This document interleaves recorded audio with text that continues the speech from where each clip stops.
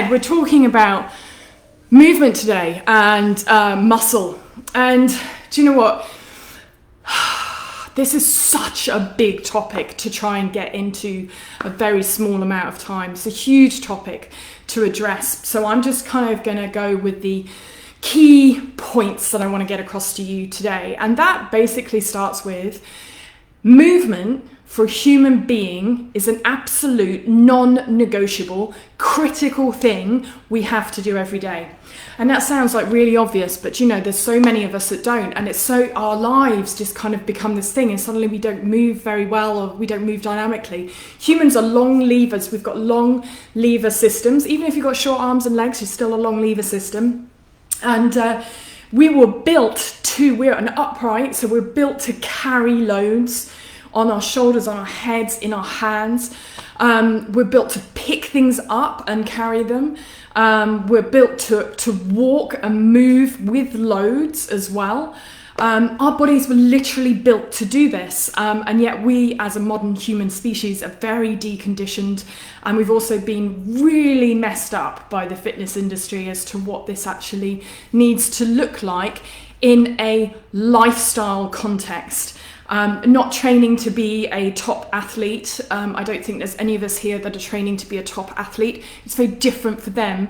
But what we often see in the fitness world is the extreme example of people who go out to build loads of lean muscle. And we think that's where we need to be. We're not trying to do the CrossFit Games. We're not trying to be in the CrossFit Games. So why are we training to be in the CrossFit Games? I'm using that as an example, but you can see where I'm going. It seems to be very extreme, and that gets filtered down into the fitness industry, and people get very confused about what actually they do need to do. But I tell you what, you do need to move dynamically every single day. Now, something I posted on my Instagram stories the other day, which caused a bit of controversy, is that walking is a daily non-negotiable. We should all be walking more every day from A to B and whatever.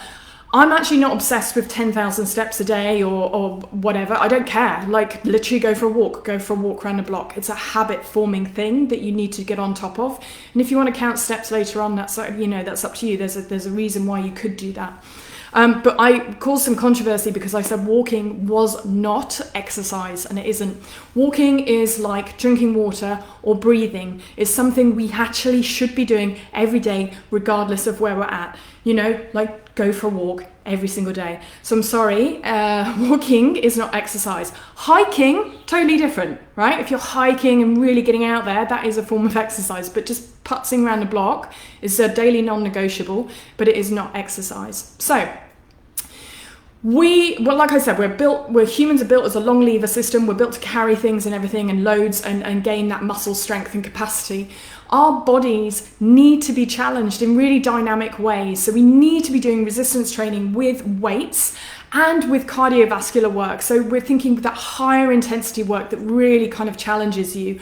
We need to be doing more of that more consistently within our lives. Right, hang on, where shall I go from here? Let's just segue back to why. So I was talking about these extreme examples. You know, we as women, let's dial it back to us, we as women are basically, we've been really, I hope there's no kids around, beeped up. We've been really messed up in regards to how we think about exercise.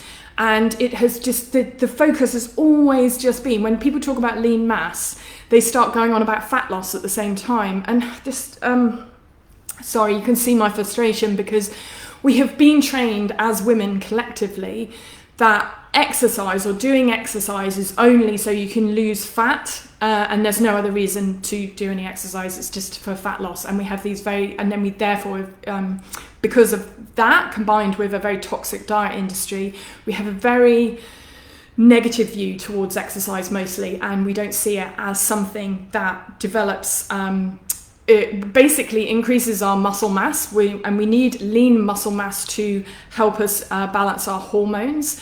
Actually, muscle mass generally just is so good for your overall health. Every single thing in your body is better when you have lean muscle on your body. 100%.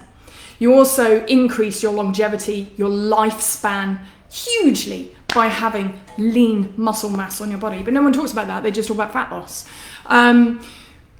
So also our bone density. So we know that as we age as women, we are really susceptible to getting osteoporosis and things associated with that. You can actually just avoid all of that by lifting heavy things on a regular basis, especially after the age of 35 onwards. Did you know, little fun fact here, that basically from around the age of 35, suddenly our lean muscle mass starts to decrease by 8%. 8%. Now, if you think most of us, when we hit 35, don't have a huge amount of lean muscle if we haven't been actively working towards it anyway, 8% is a chunk of change, people. Over that decade, between 35 and 45-ish, you're losing up to 8% of your lean body mass unless you're actively doing something every single day. Now, I could say that I basically, hang on, I've just turned 45, and I lift and carry loads, I'd say 60% more than I did when I was 20. Because when I was 20, I only needed to do a couple of sessions and it was done. I can maintain my lean muscle mass. I didn't need to do anything. The older you get, we actually need to do more. We actually need to really dial in, but we need to train smarter, not harder. All coming together soon, okay? I feel like I've got so much in my head I want to share. I get like this on every single video with you guys. If this stuff is landing, please come in and ask, hey Georgie, hey Lee, yay, you're here.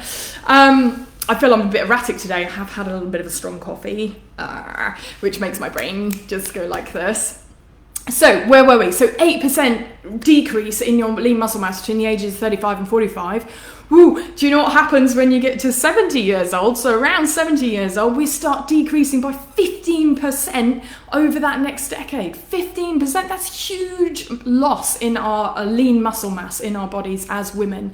And that's why women end up in all sorts of situations where we can't lift and carry things as we get older. We have falls, osteoporosis, things go on, hips, knees, backs, everything starts going wrong. We think it's just aging. It's not just aging. There is a counter medicine that we can be doing actively from the age of 35. It's called resistance training. But resistance training in a really, really smart way.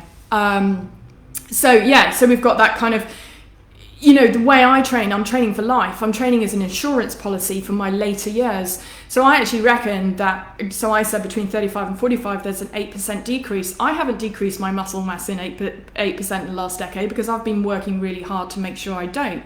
And when I say working really hard, that doesn't mean I have to be lifting every day. It doesn't mean I have to be doing CrossFit. It doesn't mean I have to be doing anything else. Just very consistently showing up and lifting some heavy things in a very considered way. And it's certainly not linear. Like I hate this linear thing that we get through fitness. It doesn't work for women. It never has done. So let's just skip that out there. There could be months where you just are really erratic with your training. It's totally fine. I do that all the time, but I keep coming back to it. And it's a consistent in my life overall, as opposed to just every single day or every single week. I just show up for it in my life overall because I'm here to train for resilience and I'm here to train for longevity. So one of the biggest things, another little thing to share with you, your grip strength. So anybody who's worked with me will know how obsessed I am with hands and feet. And carrying, like we were talking about carrying loads. If you can't hang, so from a bar or from rings or something like that, your whole body weight for 10 seconds, you're in trouble. Grip strength correlates to longevity and also huge influence over health outcomes. We need to have a strong grip and we should be training for a strong grip. If you're not doing that, we need to double time that, okay? So literally carrying heavy things. Everyone carries heavy bags of shopping. We don't realize as women that we're training all the time in our life mostly. But we don't see it like that because we've been conditioned not to. When you're carrying heavy bags of shopping, just go, just increasing my grip strength. It's just going to go a little bit further. No one needs to help me. I can do this by myself. Boom, got it. Okay, so when you get an opportunity to carry heavy things, get on it, carry it. And if it's outside your training, even better. So the other one you may have heard of is the sit to stand test. So have you guys heard of the sit to stand test? Which also is a massive indicator of longevity. So this is where you go from standing. I'm going to go nip over there and just show you. So you go from a standing position to a sitting position and then return to standing. And the idea is that you do it without putting your hands on the floor. So here I am standing up, I'm going to sit down on the floor. So here I am sat on the floor, and then I stand up again. So a sit to stand test, that's what it is. I will post a link online, an online link, so you can go and test yourself. So every time you put a hand down, it's okay.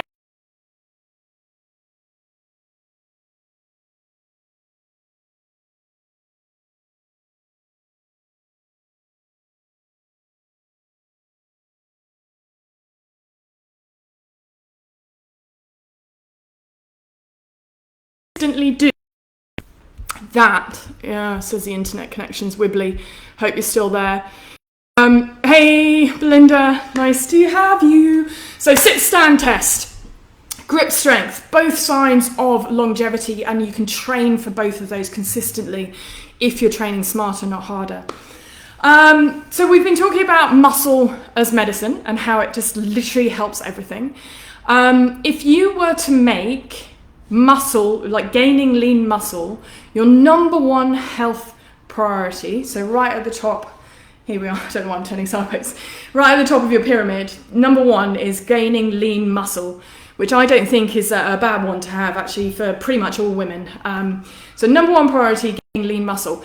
Everything below that then becomes a lot easier to implement. So we've talked about how you can't just have in your circle just one thing and you're really There's no point in training if you're not sleeping. There's no point in training if you're not eating nutritious food. There's no point in training if you're not doing stress management. But if you have muscle, gaining lean muscle, boom, at the top of your pyramid, those other choices become much easier because you literally get to that question of, will this help me maintain or gain lean muscle? Will this decision? That decision is yes or no. Yes, boom, it's done. No, boom, is out. Like, you could be that simplistic about it, and some people can be very methodical and sit in that space really well. And others, and we struggle because we're human, but that's fine. All I'm saying is if you make that your number one goal, it makes things a lot easier to make decisions on. And, you know, everything from, should I go to bed at 9:30 or should I go to bed at 1 a.m.? Will that help me? If I go to bed at 1 a.m., will that help me maintain and gain lean muscle? No. Therefore, going to bed at 9:30. Do you see what I mean? Like, I'm making it sound super simplistic, but that's just the way the cookie crumbles. And we have to, you know, the part of the Rising Fears program is to really own up to the truth of what actually the data is available to us. And that's just, you know, the fact is that if we don't have lean muscle on our bodies, then we're going to be in a world of trouble. Like, we just are.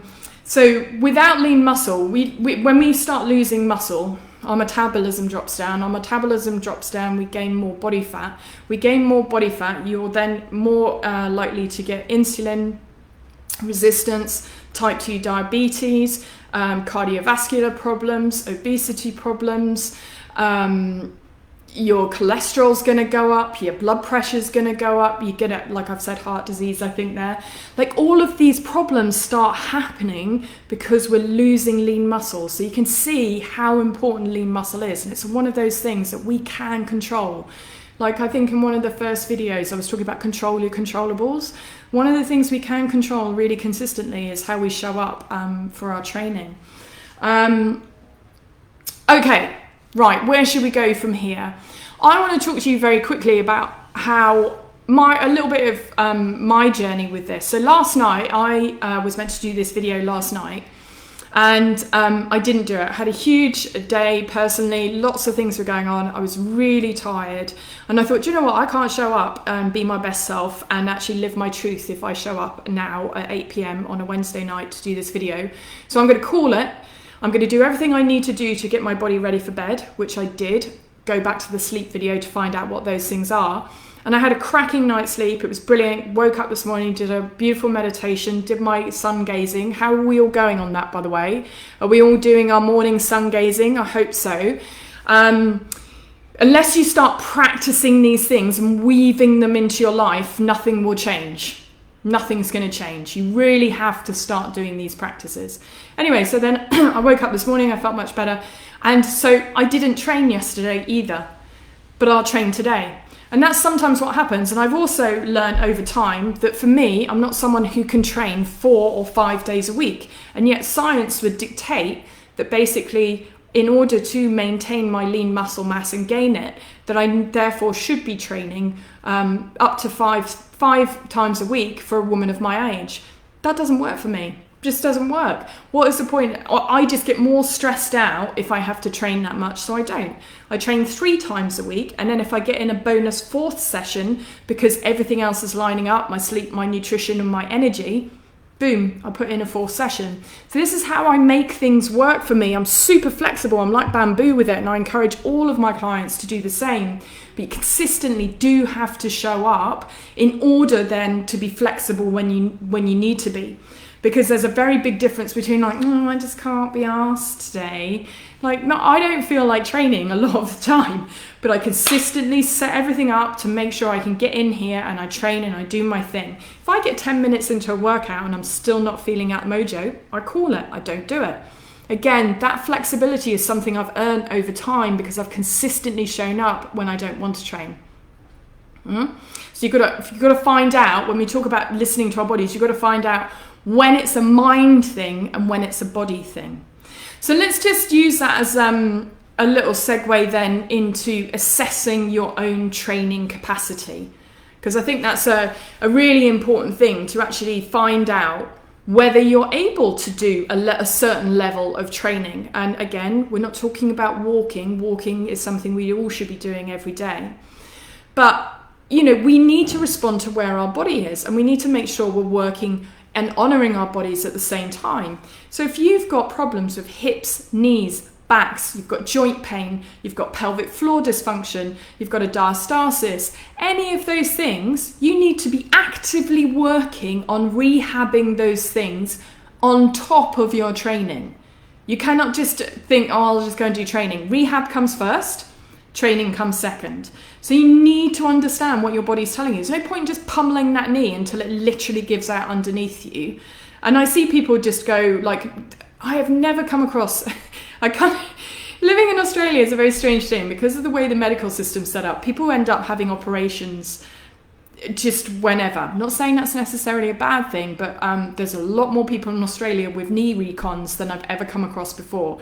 But, back in the UK, literally your leg has to be falling off before they do something. That's not necessarily a good thing, a bad thing. It's just an observation about how the external influence of a medical system influences what happens with our bodies. And I wonder how many people who had those knee recons, if they'd actually had some time with physios and trainers who understood bodies, they could have avoided having the knee recon so early in their lives. Whole different story, just an observation, but I do find it interesting. So where is your body at? Like, you can't just go gung-ho on training if your body's not ready. Are you undernourished? You could be hitting, like if you were doing calorie counting, you could be hitting all your calories and still be completely undernourished. And I want to get into nutrition. I don't know if I'm going to get time in this 5 days, but that's what's coming in the whole Rising Fierce program. There's a whole thing I want to share with you about nutrition. It's massive. It's massive, okay? But if you're undernourished, you shouldn't really be training. If you're sleep deprived, you shouldn't be training. If your energy levels are low, you shouldn't be training. Like, can you see? You actually have to earn the right to be able to train. Whereas women often are taught to go the other way. Just go hard and fast in the gym and just get like 5 sessions in a week and then everything else can just fall over. It doesn't work. You end up with adrenal fatigue, your hormones go all out of whack. You don't sustain it. You probably do it for 6 months. Some people can get up to 2 years, the younger you are. And the rest of us are just like, well, that didn't work out and I hate it. And then you end up hating exercise. Got all these negative connotations about exercise. It's just ridiculous. And you can see, again, how the outside influence of an industry, the fitness industry and the diet industry, have messed up our relationship with our own bodies. And that's why we're doing Rising Fierce, because we need to get back into our bodies, tapping into that internal fire, understanding what is happening in our body, knowing our body, and actually being really confident in our own voice about our body and saying, yes, this works for me. No, this doesn't work for me. And I know that because I've tried this consistently over time and it didn't do anything, so therefore I have changed. You've got to get that knowledge, that wisdom, that information coming into you in order to sustain any kind of training practice. And when I talk about training, I'm talking about like resistance training. Assessing your body's capacity to train is a huge thing. Again, we have to start listening to our bodies to see what's available to us. If your body literally cannot maintain health, like, you know, if you're getting sick all the time, if it can't maintain basic health, it cannot recover from any kind of resistance training program. So you shouldn't be doing it. I have actually sent people away who've come to me for personal training, and I've sent them away and said, you don't need me. You don't need me. You need all this. And that's where my Eagle Soar program has come in as well. And it was created because it allows people to see this very big overview of their entire life and say, until I've got a lot more of this in place, I can't really just be doing PT. And again, a lot of people come and do PT because they think they need to do more, that they're not doing enough, and that they only come for fat loss. It's just not. It's such a small part of a very big picture. And again, hopefully this kind of stuff is landing with you guys. So just comments below, questions below. Please, the more you feed back into me, the more I can feed back out. You know, that's how this energy exchange of a 5-day free program works. So dial in, let me know what's going on. Okay, what else can I share with you? When to train. So I've sort of mentioned that about how I have this very flexible way of training myself personally, and it's how I encourage other women to train if that suits. And again, we're all very different in terms of, some people thrive off have been very methodical with their training, but I would suggest that that often comes up from here and from learned habits, as opposed to listening to our bodies and what's right for them in the moment. So again, when we work one-on-one, we explore that a little bit more.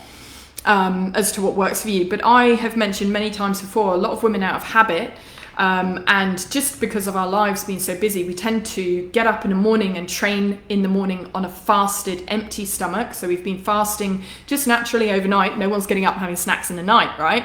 So you've been fasting from like 8 p.m. through to 6 a.m. and then suddenly you go to the gym and you're smashing out a session. It's actually really counterintuitive. Our hormones, it messes our hormones up massively.